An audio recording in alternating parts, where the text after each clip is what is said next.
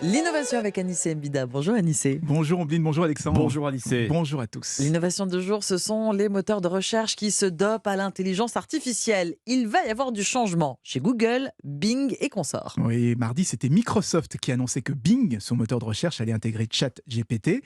Hier, mercredi, c'était au tour de Google de lever le voile sur Bard, son concurrent, là ouais. encore à ChatGPT. Même chose chez Baidu, c'est le Google chinois. Lui aussi va intégrer une sorte de ChatGPT à son moteur de recherche. Alors pourquoi tout le monde s'énerve sur ce sujet ? Eh bien parce que comme ça, quand vous allez faire une recherche sur Internet, je sais pas moi, la recette de la quiche Lorraine, plutôt que de vous donner une liste de liens vers des sites qui parlent de cette recette, eh bien on va vous donner directement la liste des ingrédients, la préparation, le temps de cuisson, tout ça parfaitement rédigé, parfaitement expliqué.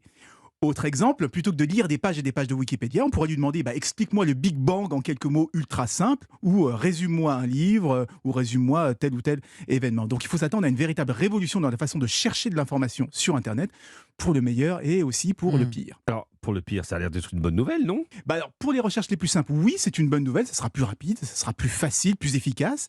Ce qui m'inquiète, ce sont les recherches sur des sujets complexes ou sur des sujets polémiques. Parce que quand il n'y a pas de vérité absolue, c'est quand même beaucoup plus intéressant d'avoir une variété d'opinions et donc d'avoir une liste de liens vers les différentes façons de traiter le sujet. Enfin, il se pose la question de la source des informations qui sont remontées. Il y a quelques années, les journaux étaient vent debout contre Google News qui résumait leurs articles plutôt que de renvoyer vers leur site. Et demain, quand les moteurs de recherche vont afficher directement une réponse, quels moyens on aura de savoir d'où viennent les informations ?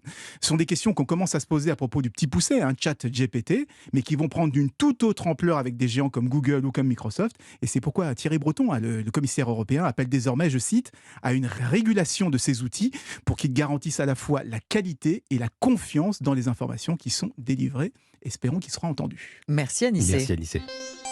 Europe Matin.